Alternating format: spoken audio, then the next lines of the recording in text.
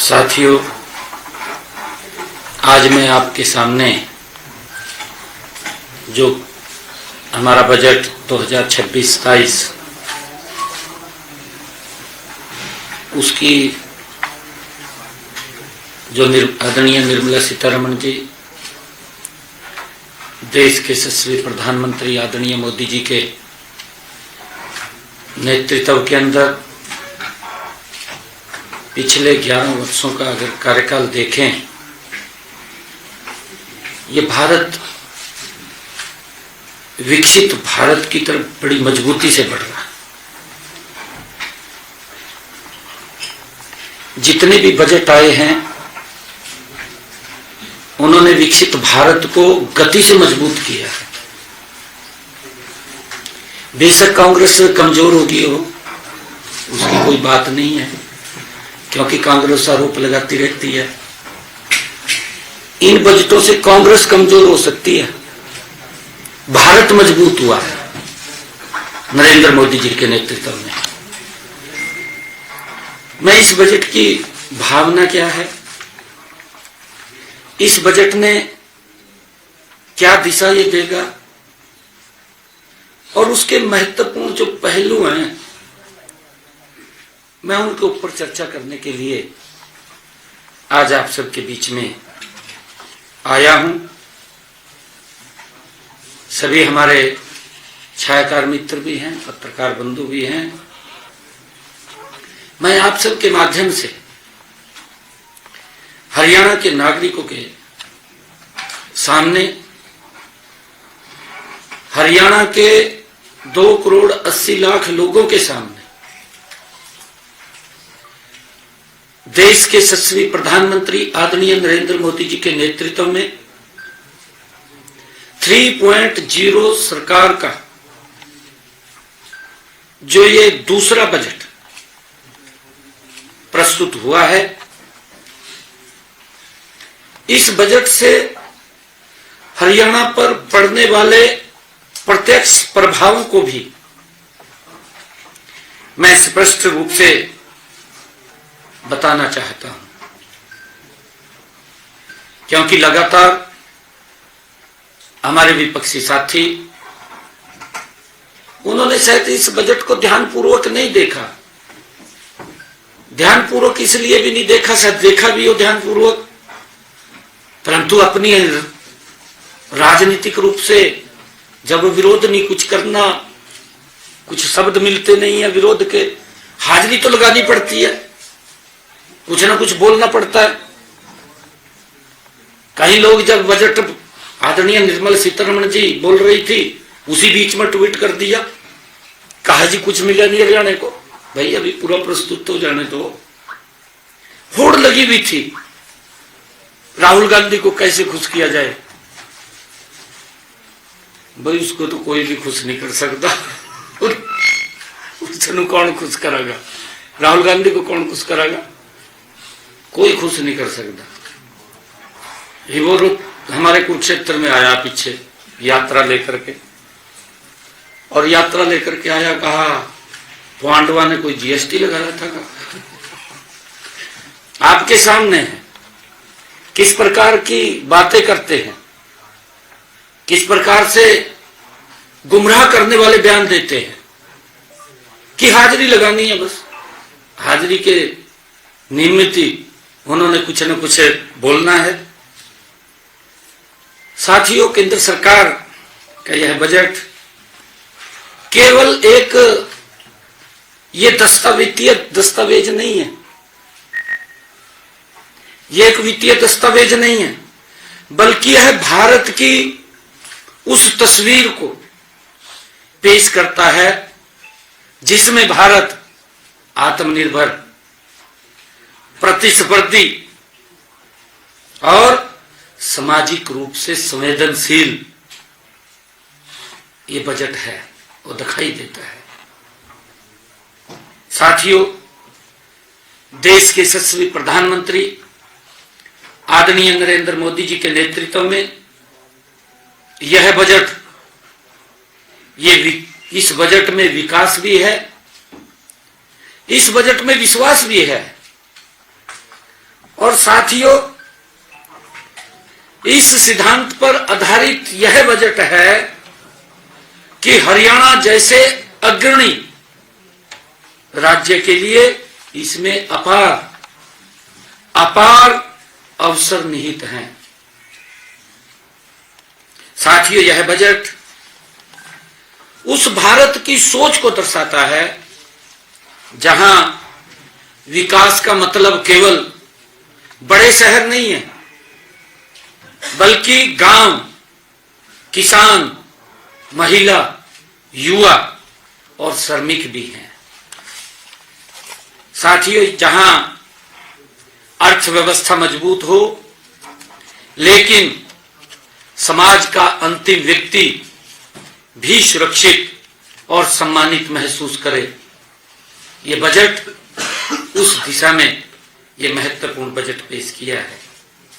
साथियों, इस बजट में विकसित भारत के जो स्तंभ हैं, गरीब है, युवा है, महिला है, किसान है, को इसके केंद्र में रखा गया है, उनके ऊपर ही फोकस किया गया है। आदरणीय प्रधानमंत्री जी ने इसके बारे में कहा भी है। उन्होंने माननीय प्रधानमंत्री जी के कुशल नेतृत्व में साथियों हमारी विकास नीति के ये मूल मंत्र भी है। हम सब इस बात को जानते हैं। साथियों, इस बजट का मूल उद्देश्य संदेह के स्थान पर एक्शन, दिखावे के स्थान पर सुधार और लोक लुभावना घोषणाओं के स्थान पर ये जनहित को प्राथमिकता। सरकार ने इस बजट में लगभग 7% की उच्च आर्थिक विकास दर को लक्ष्य बनाते हुए राजकोष की अनुशासन और सामाजिक न्याय दोनों के बीच संतुलन साधा है। देखिए, जब कांग्रेस बजट पेश करती थी, जब चुनाव आ जाता था तो उसमें बहुत सारी रेवड़ियां दिखाई देती थी, परंतु मैंने कहा है Modi ji non stop budget प्रस्तुत कर रहे हैं। 3 टर्म हो गए हैं। 3 टर्मों में देश का इंफ्रास्ट्रक्चर कितना मजबूत हुआ है, हर नागरिक देश का चर्चा कर रहा है, हर व्यक्ति चर्चा कर रहा है। मैं बोलता हूं इस बात को, इसकी चर्चा कांग्रेस के घर के अंदर भी होती है। भी विकास के काम तो हो रहे हैं, परंतु बाहर हाजिरी लगानी है। बाहर तो कहना पड़ेगा ना। अगर बाहर घर से बाहर निकल कर कहेंगे, फिर भी महिलाएं बाहर भी, जो कांग्रेस के नेताओं के परिवार में महिलाएं हैं, वो भी इसकी प्रशंसा करती हैं, नहीं बजट अच्छा है। परंतु हाजिरी लगानी इन लोगों ने, हाजिरी इस प्रकार की लगाते हैं कहीं ना कहीं हमारी भी पिक्चर आती रहे, छपती रहे। साथियों, और इसी कारण से कहा गया है कि ये बजट दिखावे का नहीं, ये बजट सुधार का है। समझ में नहीं आया इनको पता नहीं लगा कि ये बजट कैसे आ रहे हैं। और मैं बताना चाहता हूं, इस बजट से देश में देश की अर्थव्यवस्था को गति देने के लिए संवेदनशील पूंजीगत व्यय को लगभग 12,20,000 करोड़ रुपए तक बढ़ाया गया है। 12,20,000 करोड़ रुपए तक इसको बढ़ाया गया है। यह निवेश सड़कों, रेल, शहरी अवसंरचना, औद्योगिक कॉरिडोर और लॉजिस्टिक को मजबूत करने वाला है। साथियों, इसका सीधा लाभ हरियाणा को मिलेगा। लगातार मैं यही बात सुन रहा था, कहा हरियाणा को तो कुछ नहीं मिला। कहा कुछ नहीं मिला हरियाणा को। मैं सारी बात बताने वाला हूं कि इनके समय में बजट का क्या हाल होता था, और जो बजट आता था किस प्रकार से खुर्द बुर्द हो जाता था, गरीब व्यक्ति तक नहीं पहुंचता था, उसको राहत नहीं मिलती थी।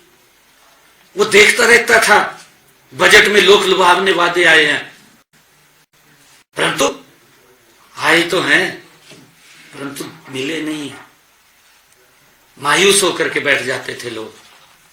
मैंने कहा है कि बजट ये लोक लुभावना नहीं, ये सुधार का बजट है। ये समझ तो उनके भी आ गया है, परंतु मजबूरी है। राहुल गांधी कहा बोलो, कुछ भी बोलो, झूठ बोलो कहा जाएगा। कोई किताब उठाया जाएगा लोकसभा के अंदर, किताब उठाएगा खड़ा हो जाएगा, किताब का किसी ने प्रिंट नहीं किया, किसी ने कुछ बोला नहीं, किताब उठाएगा खड़े हो गए। इस बात की अफवाहें फैलाने में तो माहिर हैं। साथियों, इसका लाभ सीधा हरियाणा को मिलेगा। हमारा राज्य दिल्ली एनसीआर, औद्योगिक गलियारों और राष्ट्रीय राजमार्गों का यह केंद्र है।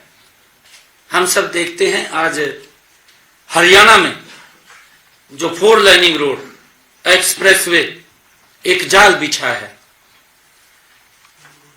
मोदी सड़कों के मामले में तो स्पाइडरमैन से भी आगे निकल गया,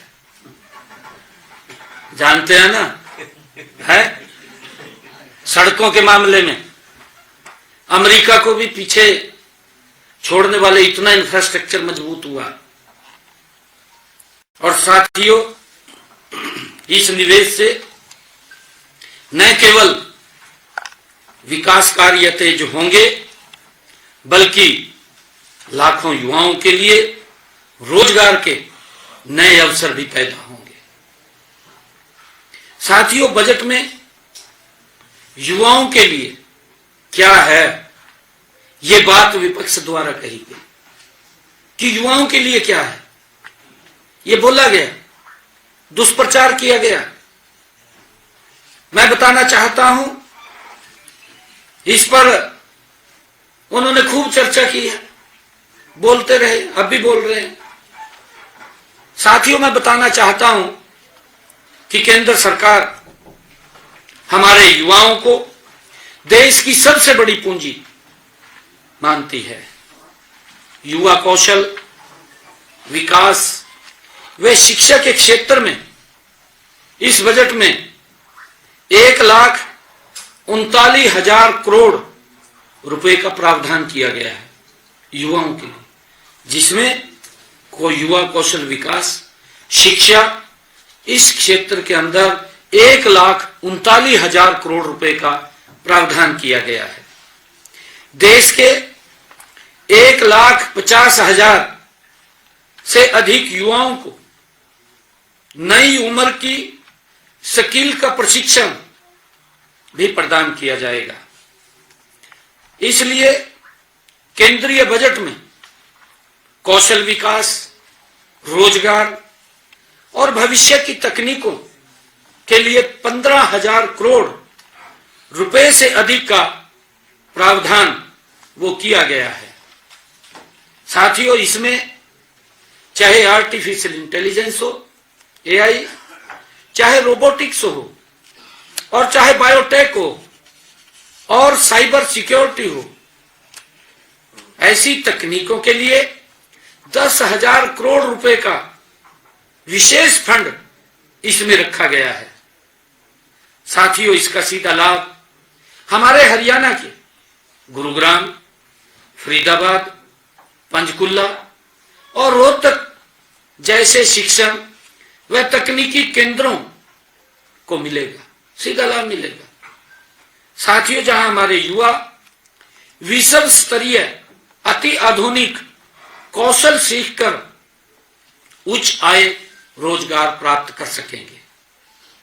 साथियों, इसी बजट के अंदर हमारे युवाओं के लिए स्टार्टअप उद्यमिता के लिए भी 7500 करोड़ रुपया प्रावधान किया गया है। और साथियों, हरियाणा का स्टार्टअप्स इकोसिस्टम और मजबूत होगा और साथियों इससे प्रदेश में नवाचार को बढ़ावा मिलेगा और हमारा युवा रोजगार मांगने वाला नहीं बल्कि रोजगार देने वाला वो बनेगा। इस बजट के अंदर ये मजबूती उनको मिलेगी। साथियों, आज हरियाणा भारत में स्टार्टअप की संख्या में चौथे बड़े राज्यों में है। आप देख रहे हैं लगातार हमने अपने बजट के अंदर भी स्टार्टअप से बातचीत की, उनसे हमने सुझाव भी लिए हैं। वर्तमान में हरियाणा में 9100 से अधिक मान्यता प्राप्त स्टार्टअप्स हैं। प्रदेश में 19 यूनिकॉर्न्स हैं और इसके लिए 250 से अधिक फॉर्च्यूनर 500 कंपनियां भी यहां पर हैं। साथियों, इसमें भी अधिक खुशी की बात यह है कि लगभग 50% स्टार्टअप्स महिलाएं चला रही है। हमने एक टारगेट रखा था कि हम महिलाओं की इसमें भागीदारी बढ़ाएंगे। मुझे खुशी है आज इस बात की कि आज 50% स्टार्टअप्स हमारी महिलाएं चला रही हैं। हमने अगले चरण में स्टार्टअप्स में महिलाओं की भागीदारी बढ़ाकर इसको 60% तक करने का लक्ष्य भी रखा है। और साथियों, यही नहीं, हम नीति आयोग के साथ मिलकर वीमेन एंटरप्रेन्योरशिप प्लेटफॉर्म का एक स्टेट चैप्टर भी स्थापित कर रहे हैं। साथियों, इसमें महिलाओं उद्यमियों को 700 से अधिक मेंटर्स, विशेष प्रशिक्षण, वित्तीय सहायता, बाजार तक पहुंच और इंक्यूबेशन सहयोग प्राप्त होगा। साथियों, हमने हरियाणा राज्य स्टार्टअप्स नीति 2022 उसको भी लागू किया है। साथियों, मैं बताना चाहूंगा कि हम स्टार्टअप्स को प्रोत्साहित करने के लिए 2000 करोड़ रुपए का फंड ऑफ फंड्स उसको भी स्थापित करवाने जा रहे हैं। साथियों, इसी तरह शिक्षा से रोजगार और उद्यमिता को जोड़ने के लिए उच्च स्तरीय स्थायी समिति का गठन भी किया गया है। साथियों, डिजिटल और क्रिएटिव अर्थव्यवस्था को बढ़ावा देने के लिए देश भर में 15,000 माध्यमिक विद्यालयों और 500 महाविद्यालयों में NVGC कंटेंट क्रिएटर लैब्स स्थापित की जाएंगी। साथियों, IT सेवाओं में के क्षेत्र में सुरक्षित मार्जिन सीमा को 300 करोड़ रुपए से बढ़ाकर 2000 करोड़ रुपए किया गया है। साथियों, इसमें बड़ी संख्या में युवाओं के लिए उच्च गुणवत्ता वाले और रोजगार के अवसर पैदा होंगे। साथियों, खेलों के क्षेत्र में खेलो इंडिया मिशन को एकीकृत प्रतिभा विकास मार्ग के रूप में विकसित किया जा रहा है। साथियों, इसमें वैज्ञानिक प्रशिक्षण, आधुनिक खेल अवसंरचना और तकनीकी का समावेश होगा। साथियों, हरियाणा की लगभग 65% आबादी हरियाणा की युवा है। साथियों, यह बजट इस युवा शक्ति को शिक्षा, कौशल, तकनीकी और रोजगार से जोड़ने का यह स्पष्ट रोड मैप देता है। जो साथियों ये बात दुष्प्रचार कर रहे कि युवाओं के लिए क्या है, मैं उनको बताना चाहता हूं कि कितना बजट आदरणीय प्रधानमंत्री जी ने, आदरणीय निर्मला सीतारमण जी ने युवाओं को कितना लाभ मिलेगा। हम चाहते हैं, हमारी सरकार की सोच है कि हमारा युवा रोजगार लेने वाला नहीं, रोजगार देने वाला बने। उस दिशा में काम कर रहे हैं। साथियों, हमारी महिलाएं और गरीब वर्ग के लिए ये बजट सामाजिक न्याय, और आर्थिक सशक्तिकरण का ये उनके लिए बजट है, गरीब और महिलाओं के लिए। साथियों, सरकार ने महिलाओं को आर्थिक गतिविधियों के केंद्र में लाने के लिए स्वयं सहायता समूहों को सामुदायिक स्तर पर उद्यमिता हट के रूप में विकसित करने की योजना वो बनाई है। साथियों, इसमें चाहे महिला रोजगार की बात हो, सब रोजगार की बात हो और उद्यमिता के लिए लगभग 8,000 करोड़ रुपए का प्रावधान इसमें किया गया है। 8,000 करोड़ रुपए का, जिसमें सामाजिक सुरक्षा, पेंशन, पोषण और आय सहायता योजनाओं के लिए 40,000 करोड़ रुपए से भी अधिक का बजट इसमें रखा गया है। साथियों, कृषि, डेयरी, फूड प्रोसेसिंग और ग्रामीण उद्यमिता में महिलाओं की भागीदारी बढ़ाने के लिए वित्तीय और संस्थागत समर्थन उनको दिया जा रहा है, उसका प्रावधान किया जा रहा है। साथियों, हरियाणा में स्वयं सहायता समूहों व महिला उद्यमियों को सीधा लाभ इसका मिलेगा। साथियों, प्रत्येक जिले में उच्च शिक्षा के स्टेम संस्थाओं में महिला छात्रावासों की स्थापना का प्रावधान किया गया है कि हर जिला के अंदर एक महिलाओं के छात्रों के लिए एक छात्रावास बनाए जाएंगे। यह प्रयास दर्शाता है साथियों कि हमारी सरकार बेटियों की शिक्षा व सुरक्षा का भी सर्वोच्च प्राथमिकता देने का काम हमारी सरकार कर रही है, वो इस बजट के अंदर झलकता है। साथियों, अब मैं स्वास्थ्य क्षेत्र की बात करना चाहूंगा। स्वास्थ्य क्षेत्र में भी यह बजट हरियाणा के लिए एक बड़ा अवसर ये बजट लेकर के आया है। साथियों, क्योंकि इन्होंने पूरा इसको गंभीरता से तो पढ़ा नहीं है, मैंने कहा भी है। जब इन्होंने एकदम ट्वीट किया था तो मेरी प्रतिक्रिया आई थी, मैंने तुरंत कहा था, मैं भी पढ़ तो लेना चाहिए था, ऐसे नहीं मुझे ट्वीट करना चाहिए। इसके अंदर मैं आपकी छवि जितनी बची हुई है वो भी खराब हो जाएगी अगर मान लिया गलत ट्वीट करेंगे। जितनी जो थोड़ी बहुत इज्जत बची हुई है वो भी साफ हो जाएगी।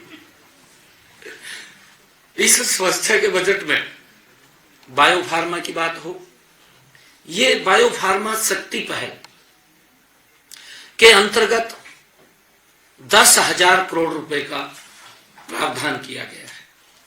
इसमें स्वास्थ्य अवसंरचना के लिए 20,000 करोड़ रुपए, मेडिकल टूरिज्म के लिए 5,000 करोड़ रुपए का प्रावधान इसमें किया गया है। साथियों, इसमें हमारे गुरुग्राम, पंचकुला, रोहतक, करनाल जैसे क्षेत्रों में फार्मा क्लस्टर, मेडिकल कॉलेज और आधुनिक अस्पतालों को नई गति मिलेगी। साथियों, इससे न केवल स्वास्थ्य सेवाएं बेहतर होंगी बल्कि डॉक्टरों, नर्सों और तकनीशियनों और पैरामेडिकल स्टाफ के लिए बड़े पैमाने पर रोजगार भी सृजित होंगे। ये खाली मान ले कोई अगर इंफ्रास्ट्रक्चर बढ़ता है तो उसमें रोजगार के साधन भी खड़े होते हैं। साथियों, इसके साथ ही स्वास्थ्य और देखभाल क्षेत्र में 1,50,000 बहुकौशल केयर गिवर्स को प्रशिक्षित करने का लक्ष्य भी रखा गया है। इनमें बड़ी संख्या में महिलाएं होंगी। इनमें मैं सभी साथियों को कहना चाहूंगा कि इससे भी हमारे गुरुग्राम, रोहतक, करनाल और हिसार जैसे शहरों में स्वास्थ्य व केयर सेंटर्स में बड़े पैमाने पर रोजगार के अवसर पैदा होंगे। साथियों, मैं बताना चाहूंगा, क्योंकि इसके ऊपर भी बोला गया, कहा किसानों को कुछ नहीं दिया गया, कहा हरियाणा तो गायब रहेगा, कहा नायब सरकार यही बात कही ना है, कहते तो जोर नहीं लगता, कहा हरियाणा बजट से गायब रहा, ये बात बोल ली गई। साथियों, किसानों के लिए यह बजट विशेष रूप से लाभकारी, उनके हित का बजट ये रहा है। साथियों, कृषि और संबद्ध क्षेत्र के लिए लगभग 1,62,000 करोड़ रुपए का कृषि क्षेत्र के लिए इस बजट में प्रावधान किया गया है। अगर मैं पूछूं ट्वीट मास्टरों से, और जो ये कह रहे थे, कहा ये बजट में हरियाणा गायब रहा, भाई आपकी सरकार थी केंद्र के अंदर, राहुल गांधी बताए ना, लोकसभा चल रही है खड़े होकर के, पूरा देश सुनना चाहेगा। राहुल गांधी को बताना चाहिए कि भाई हमारे समय के अंदर 10 साल रही, कृषि क्षेत्र के लिए कितना प्रावधान था। नहीं वो बताना चाह रहा तो मैं बता दूं, मात्र 25,000 करोड़ रुपए का कितना प्रावधान था, 25,000 करोड़ रुपए का कांग्रेस के समय। कैसे देश आगे बढ़ता, कैसे विकसित भारत बनता, ये बताने का काम करें। मोदी जी ने इस बजट के अंदर प्रावधान कितना किया है, 1,62,000 करोड़ रुपए का प्रावधान किया है। 11वां साल है, इतना बड़ा प्रावधान आदरणीय मोदी जी ने किया है। बताना चाहिए कि उन्होंने, कांग्रेस के जो बड़े दिग्गज है, झूठ तो बोलने में माहिर है, परंतु आंकड़ों से बात करनी चाहिए। कोई इस प्रकार की बुक्स का देश को गुमराह करना और देश के उसके ऊपर बोल देना झूठ, और झूठ बोल कर भाग जाना।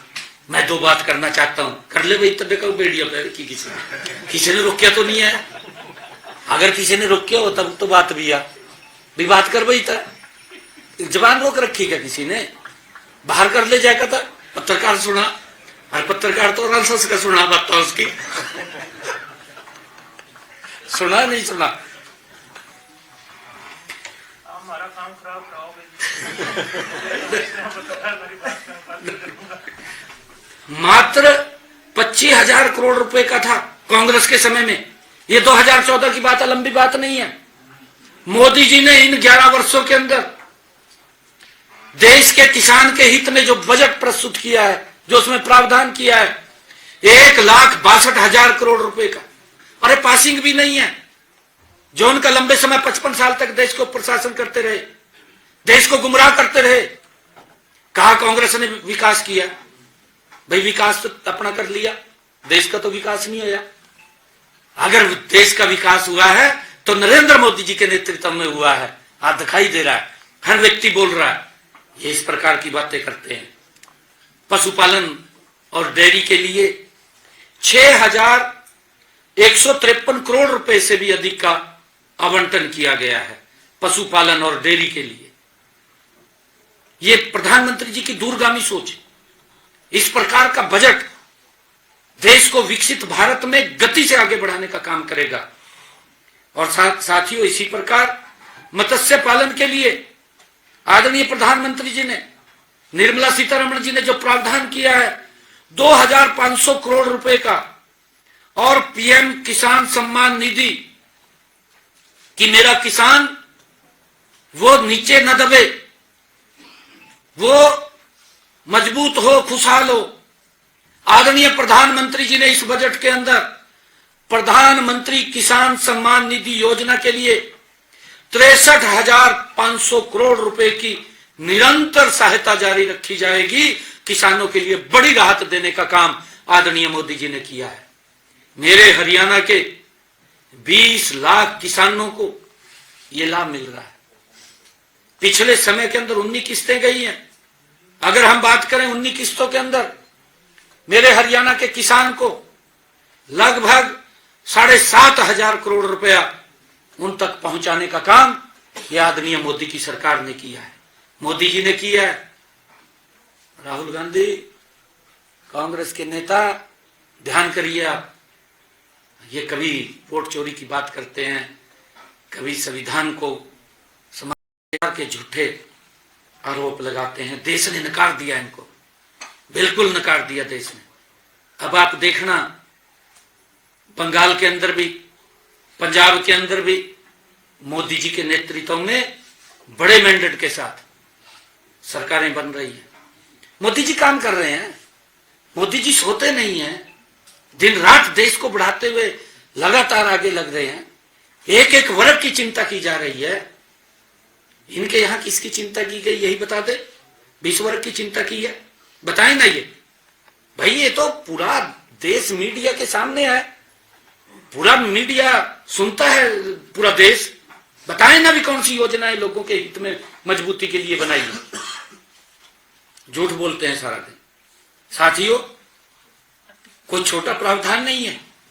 प्रधानमंत्री किसान सम्मान निधि में 63,500 करोड़ रुपए का ये निरंतर सहायता जारी रहेगी, इसका प्रावधान किया है। और साथियों, मैं बताना चाहता हूं, भारत विस्तार योजना से हमारे किसान डिजिटल AI आधारित कृषि प्लेटफॉर्म से सीधे जुड़ सकेंगे। और साथियों, उन्हें मौसम की जानकारी हो, मिट्टी के परीक्षण की बात हो कि खेत में क्या डालना क्या नहीं डालना है, बाजार की सटीक जानकारी उन तक पहुंचेगी और इसमें बेहतर निर्णय वो कर सकेंगे। क्योंकि जब उनके पास जानकारी होगी, मेरे किसान के पास, तो निर्णय भी कर सकेंगे कि अब मौसम कैसा है। मेरे एक बात याद आ रही थी। कई बार वो एक किसान हमारा भोला है, कांग्रेस की हालत तो ये थी, कई बार वो गुब्बारा आता है ना, धूल का गुब्बारा, आ जा, पता नहीं लगता कहाँ खड़े हो जाएगा, और जहां से वो गुब्बारा आ जाएगा तहस नहस कर देता। ये हालत कांग्रेस की है। तो झूठ बोलते हैं साथियों। जब उनके पास जानकारी पहुंचेगी, मेरा किसान भी बेहतर निर्णय कर सकेंगे और इसका सीधा असर होगा, उनकी कृषि लागत घटेगी और उनकी आय बढ़ेगी।